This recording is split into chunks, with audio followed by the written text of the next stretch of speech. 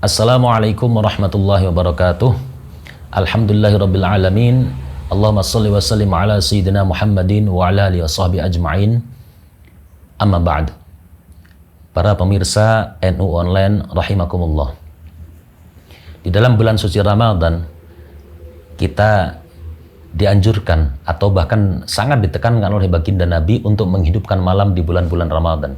Kata Rasulullah sallallahu alaihi wasallam, Man qama Ramadana imanan wa ihtisaban ghufira lahu ma taqaddama min dzambih. Barang siapa yang kemudian dia berdiri atau mendirikan ibadah di bulan Ramadan dengan disertai atau dilandasi dengan iman, wa ihtisaban, kemudian ihtisab yaitu kita bisa maknai dengan ikhlas, benar-benar murni lillah, ghufira lahu ma taqaddama min dzambih.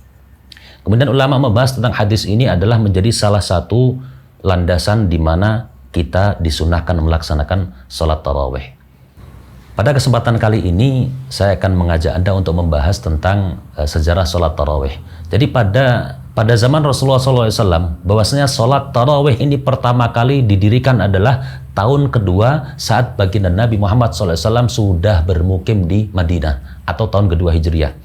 Namun waktu itu Rasulullah SAW tidak sholat tarawih secara 1 bulan penuh, tidak.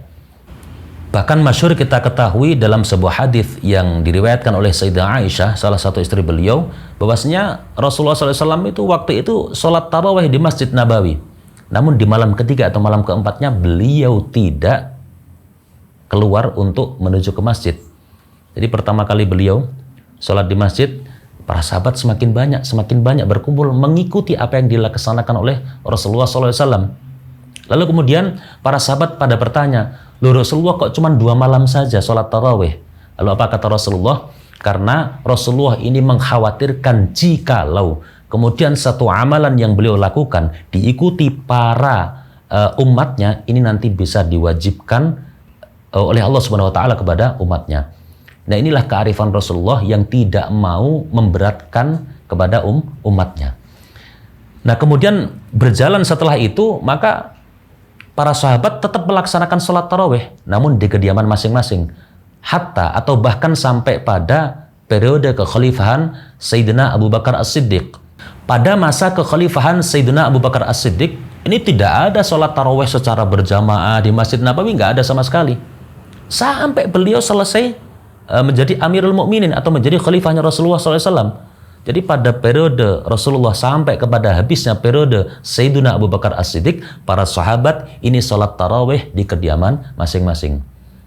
Nah, kemudian salah satu sahabat, salah satu khulafaur rasyidin yang kita kenal cukup revolusioner, yaitu Sayyidina Umar bin Khattab. Beliau saat itu menjadi khalifah. Pada saat memasuki bulan suci Ramadan, beliau melihat di masjid ini banyak sahabat yang tarawih secara berkelompok-kelompok. Ada yang sholat tarawih sendiri, ya. Ada yang sebelahnya sholat tarawih secara berjamaah. Lalu beliau berkata bahwasanya saya berpendapat jikalau ini kemudian dikumpulkan, ya, para sahabat daripada Rasulullah SAW ini dikumpulkan untuk melaksanakan sholat tarawih secara berjamaah, ini akan luar biasa. Nah, akhirnya beliau menunjuk salah satu sahabat, yaitu sahabat Ubay bin Ka'ab. Beliau salah satu sahabat yang kalau kita lacak asanid atau sanad atau jalur para qurra, ini banyak yang bermuara kepada beliau. Karena memang salah satu sahabat yang pakar dalam urusan bacaan Al-Quran, yang banyak dari para sahabat, bahkan sahabat dari jalurnya, maksud saya dari jalur Imam Ibnu Katsir, kemudian naik ke atas Imam Mujahid dan seterusnya, ini bersambungnya ke atas sampai kepada Ubay bin Ka'ab.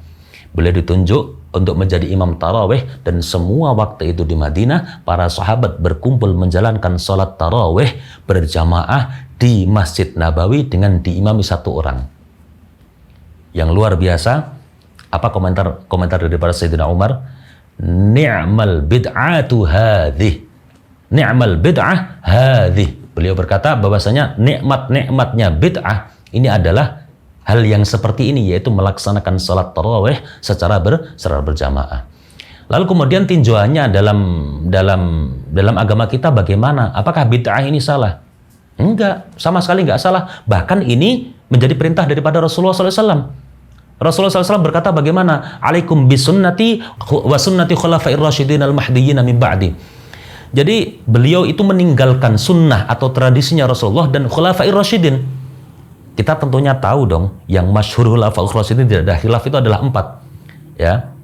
Abu Bakar As-Siddiq, Umar bin Khattab, kemudian Utsman bin Affan dan Ali bin Abi Thalib.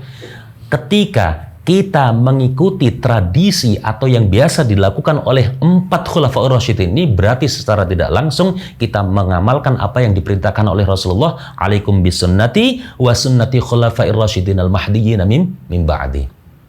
Jadi tidak ada yang bertentangan sama sekali.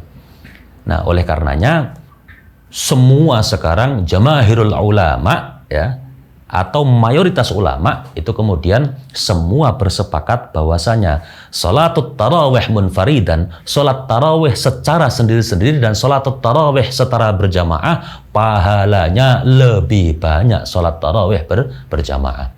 Saya kira cukup sekian sedikit sejarah tentang salatut tarawih. Mudah-mudahan ada manfaatnya. Wallahul muwaffiq ila aqwamit thoriq wal 'afu minkum. Assalamualaikum warahmatullahi wabarakatuh.